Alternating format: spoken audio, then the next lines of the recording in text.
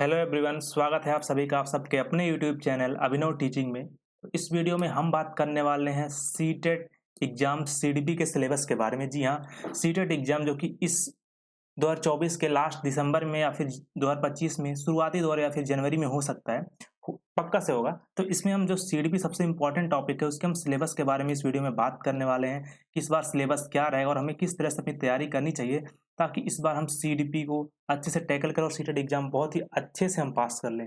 आपको पता है कि सीडीपी का वेटेज सबसे ज़्यादा होता है ओवरऑल सीटेट एग्जाम में, ठीक है। तो इस सब्जेक्ट पे आपकी काफ़ी अच्छी पकड़ होनी ही चाहिए अगर आपको सीटेट क्वालिफाई करना है। तो हम वीडियो को स्टार्ट करते हैं सीडीपी सिलेबस के बारे में डिस्कशन।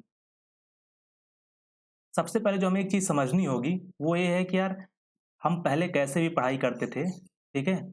लेकिन अब जो एग्ज़ाम है सीटेट एग्ज़ाम कुछ डिमांड करता है हमसे। हम पहले की तरह रट के रूट लर्निंग से आपका एग्ज़ाम क्लियर नहीं हो सकता, ये बात आपको ध्यान रखना है। और कॉन्सेप्चुअल लर्निंग आपको करना पड़ेगा, आपको चीज़ों को समझना पड़ेगा तभी आप इस एग्ज़ाम को क्लियर कर पाएँगे। क्योंकि यार इसमें डायरेक्ट क्वेश्चन नहीं आते कि आपने रट लिया, फैक्चुअल क्वेश्चन ऐसे क्वेश्चन सीटेट में काफ़ी कम आते हैं सीडीपी पोर्शन में ख़ास करके। इसमें असेसमेंट रीजनिंग वाले क्वेश्चन आते हैं, आपको तर्क करना होता है। तो अगर आपकी कॉन्सेप्चुअल क्लैरिटी है, आपको टॉपिक की अच्छी समझ है तभी आप क्वेश्चंस कर पाएँगे, अन्यथा आप क्वेश्चन करना काफ़ी मुश्किल होगा, ठीक है? क्योंकि फैक्ट्स पे क्वेश्चन अब आते नहीं हैं और अगर आपकी गहरी समझ है टॉपिक के बारे में तभी आप सिलेबस कर पाएँगे, ठीक है? तो अब सिलेबस पे आगे बढ़ते हैं। तो जो सीडीपी का सिलेबस है वो ब्रॉडली देखा जाए तो 3 यूनिट्स में डिवाइडेड है। बहुत ज़्यादा सिलेबस नहीं है सीडीपी का, ठीक है? सीडीपी का सिलेबस बहुत ज़्यादा नहीं है, बहुत ही कम सिलेबस है। लेकिन वही है कि क्वेश्चंस आपकी समझ पर हैं, काफ़ी घुमा-फिरा के क्वेश्चन पूछता है। मेजरली 3 ही टॉपिक हैं, 3 ही यूनिट से क्वेश्चन आते हैं। पहला है चाइल्ड डेवलपमेंट, बाल विकास। इससे टोटल 15 मार्क्स के क्वेश्चन बाल विकास पहले यूनिट से आते हैं, ठीक है? दूसरा यूनिट जो है वह इंक्लूसिव एजुकेशन, समावेशी शिक्षा। इससे टोटल 5 मार्क्स के क्वेश्चन आते हैं इंक्लूसिव एजुकेशन से। तीसरा जो यूनिट है वो है लर्निंग एंड पेडागोजी। इससे टोटल 10 मार्क के क्वेश्चन आते हैं। तो टोटल कितने हो गए? 30 मार्क। अब देखिए सीडीपी का जो एग्जाम पैटर्न जो सीटेट में सीडीपी से क्वेश्चन आते हैं, 30 क्वेश्चन आते हैं और 30 मार्क। ये तो सीडीपी सब्जेक्ट से 30 क्वेश्चन आते हैं, बाकी जो और सब्जेक्ट होते हैं उनमें भी सीडीपी रहती है। तो आपको ये ध्यान रखना है कि लगभग 50 क्वेश्चन के आसपास 150 में सीटेट में 50 क्वेश्चन लगभग आपको सीडीपी से मिलते हैं, सीडीपी से। तो आपको सीडीपी में बहुत अच्छी पकड़ होनी चाहिए और इसमें कोई नेगेटिव मार्किंग नहीं होता है। अब हम जो ये तीनों हम यूनिट्स देखे हैं कि सीडीपी का जो सिलेबस है 3 यूनिट्स में डिवाइडेड है। इन तीनों यूनिट्स को हम एक बार अच्छे से देख लेते हैं, सारा सिलेबस कवर हो जाएगा, ठीक है? तो हम स्टार्ट करते हैं। जो ये पहला यूनिट है चाइल्ड डेवलपमेंट, बाल विकास, इससे टोटल 15 मार्क्स एक आते हैं हमारे एग्जाम में, 15 क्वेश्चन 15 मार्क्स के। इसमें जो पहला टॉप हमें पढ़ना है वह है ग्रोथ एंड डेवलपमेंट, वृद्धि एवं विकास। कि बालक वृद्धि कैसे करता है, विकास कैसे करता है, वृद्धि और विकास में अंतर क्या है, दोनों कैसे होते हैं, किस स्टेज तक होते हैं, वृद्धि कब तक होती है, इसके आयाम क्या है, डेवलपमेंट के, इन सब के बारे में हमें पढ़ना है कि बच्चे का वृद्धि और विकास कैसे होता है। और हमें ये भी पढ़ना है development and its relationship with learning, विकास और उसका जो संबंध है लर्निंग के साथ, हमें ये भी पढ़ना है। फिर जो नेक्स्ट हमें पढ़ना है वह है प्रिंसिपल्स ऑफ डेवलपमेंट, विकास के सिद्धांत। देखो विकास के कुछ 8-10 सिद्धांत हैं कि विकास किस दिशा में चलता है, विकास कब तक होता है, विकास सतत होता है कि नहीं होता है। इन सब के ऐसे 8-10 सिद्धांत हमें मोटी-मोटा 6-7 सिद्धांत पढ़ने हैं क्योंकि एग्जाम में इनसे क्वेश्चंस पक्का आपके 1-2 क्वेश्चंस आते ही हैं प्रिंसिपल ऑफ डेवलपमेंट से, ठीक है? तो हमें ये पढ़ना है। फिर जो नेक्स्ट है वो हमको पढ़ना है हेरिडिटी एंड एनवायरनमेंट, आनुवंशिकता एवं वातावरण। कि जो विकास होता है उसपे आनुवंशिकता और वातावरण का क्या प्रभाव पड़ता है, विकास को किस तरह से ये लोग प्रभावित करते हैं, आपका जो हेरिडिटी है और एनवायरनमेंट है। फिर जो नेक्स्ट हमको पढ़ना है सोशलाइजेशन, समाजीकरण। कि बच्चा समाजीकृत कैसे होता है, कि बच्चा अभी समाज के माध्यम से कैसे सीखता है और समाज का क्या प्रभाव पड़ता है बच्चे पे, हमें ये भी सीखना है इस नए टॉपिक में, ठीक है? आगे बढ़ते हैं। अब जो सबसे इम्पोर्टेंट अगर मैं बताऊँ पहले यूनिट में जो कोई टॉपिक है वही है, ये जो हमारे मनोवैज्ञानिक हैं जीन पियाजे, लेव वाइगोत्स्की और कोलबर्ग। इनकी जो थ्योरीज है इससे तो मान के चलिए कम से कम 2 से 3 क्वेश्चन तो पक्का, 5 क्वेश्चन भी कभी-कभी आ जाते हैं। तो एक जो ये मनोवैज्ञानिक है इनकी जो थ्योरीज है, ठीक है? जैसे पियाजे का संज्ञानात्मक विकास का सिद्धांत, तो ऐसे तीनों की जो थ्योरीज है इससे काफ़ी ज़्यादा क्वेश्चंस हमारे एग्जाम में आते हैं। तो इसको हम काफ़ी अच्छे से करने वाले हैं, ठीक है?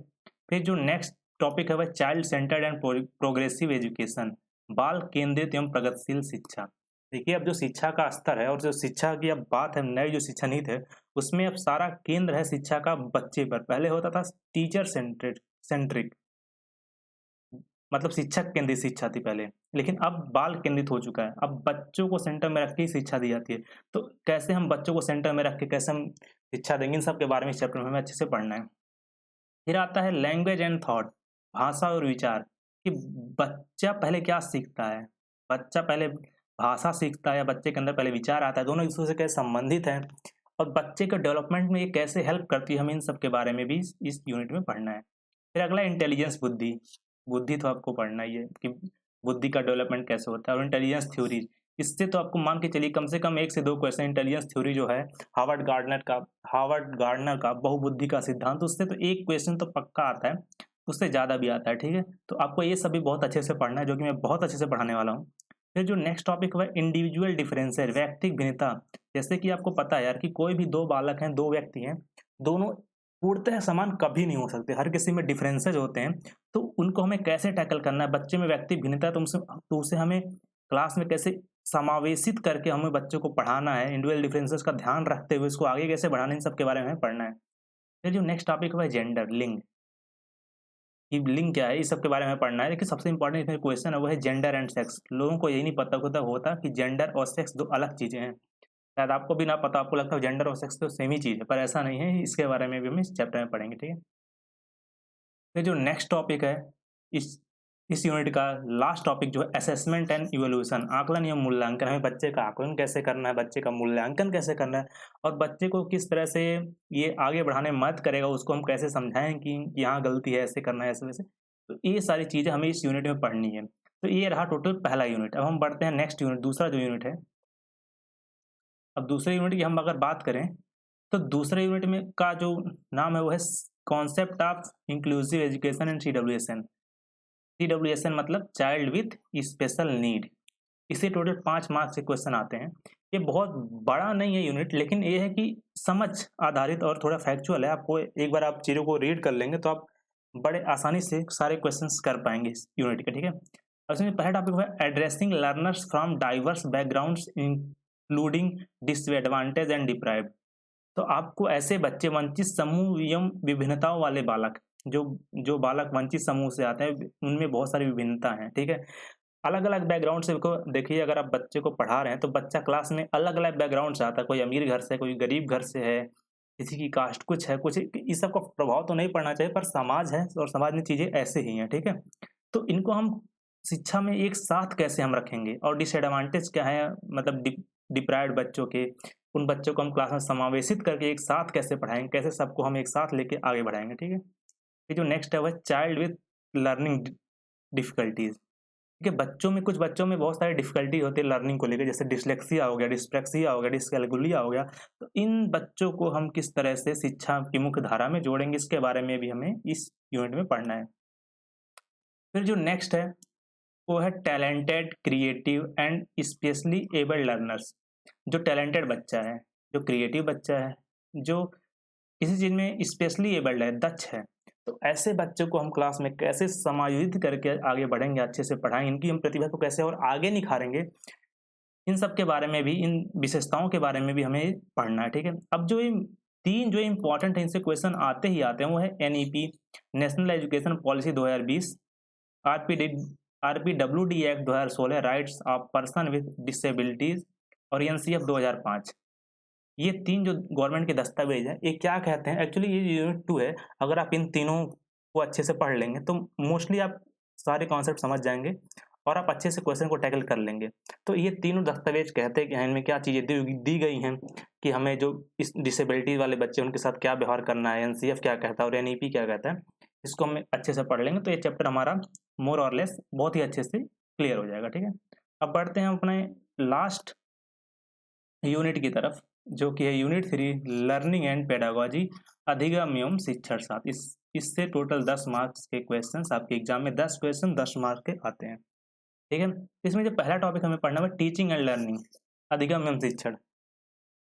और ये काफ़ी मतलब ईजी सा ये है, जो यूनिट 3 है ईजी है, लेकिन वही कॉन्सेप्चुअल अगर आपकी क्लैरिटी है तो आप अच्छे से कर लेंगे। टीचिंग एंड लर्निंग के बारे में पढ़ना है। फिर जो नेक्स्ट है वह learning as a social activity and motivation. Motivation से क्वेश्चन हमेशा आता है, तो आपको मोटिवेशन, अधिगम एवं प्रेरणा बहुत ही अच्छे से पढ़ना है। फिर जो नेक्स्ट है कॉग्निशन एंड इमोशन, संज्ञान एवं संवेग। इस संज्ञान क्या होता है और संवेग क्या होता है, और बच्चा मतलब बच्चे का संज्ञान और संवेग एक दूसरे पे कैसे निर्भर है और कैसे प्रभाव डालते हैं एक दूसरे पे, कैसे एक दूसरे को प्रभावित करते हैं, इन सब के बारे में भी हमें इस यूनिट में पढ़ना है, ठीक है। और जो इस यूनिट का सबसे लास्ट जो हमें टॉपिक पढ़ना है वो यही है, अल्टरनेटिव कॉन्सेप्ट्स एंड एरर, वैकल्पिक अवधारणाएं व बच्चों की त्रुटियां, नाइव कॉन्सेप्ट। अब वैकल्पिक अवधारणाएं, जैसे कि बच्चा जो क्लास में आता है वो पहले ही कुछ चीज़ें अपने परिवार से, अपने समाज से, सोसाइटी से सीख कर आता है। मान लीजिए किसी आप कोई टॉपिक समझाना चाह रहे हैं बच्चे को और बच्चे के मन में उस टॉपिक को लेके पहले से गलत धारणाएँ बनी हुई हैं, ठीक है? मान लीजिए आप बच्चे को बताना चाह रहे हैं कि हाथी, और ठीक है? आप हाथी, और बच्चे ने कभी हाथी देखा ही नहीं है, फिर हाथी बच्चे के मन में हाथी की ये पिक्चर है आदमी जैसे। तो आपको पहले इस चीज़ को दूर करना पड़ेगा, तब आप बच्चे को उसकी त्रुटियाँ समझा के उसको आगे बढ़ा के फिर आप उस चीज़ से आपको जोड़ के आप अच्छे से शिक्षा कर सकते हैं, ठीक है? तो ये टोटल जो ये हो गया आपका टोटल यूनिट, 3 यूनिट हो गए और बहुत बड़ा, बहुत ज़्यादा मतलब ऐसा है नहीं कि बहुत बड़ा आपका वो है। हाँ, सिलेबस काफ़ी ज़्यादा है नहीं सीडीपी का, लेकिन वही है कि मान के चलिए लगभग से लगभग 35 से 40 क्लास में, ठीक है? 35 से 40 क्लास, मोस्टली 40 क्लास में पूरा सीडीपी सिलेबस और प्रैक्टिस के विथ प्रैक्टिस आपका कंप्लीट हो जाएगा, जो कि मैं आपको कराने वाला हूँ, ठीक है? तो आप लोग बिल्कुल भी परेशान नहीं होंगे, और आप इस वीडियो को शेयर कर दें मेरे दोस्तों के साथ, और आप इस चैनल से जुड़ जाएँ, क्योंकि इस चैनल पे मैं सीडीपी और मैथ्स बहुत ही अच्छे से आपको कराने वाला हूँ। बाकी मिलते हैं नेक्स्ट वीडियो में, अपना ख्याल रखें। आज जन्माष्टमी है तो हैप्पी जन्माष्टमी टू एवरीवन। मिलते हैं नेक्स्ट वीडियो में, अब कोर्स के साथ हम मिलेंगे, ठीक है? अपना ख्याल रखिए, बाय बाय, टेक केयर, जय हिंद, जय भारत।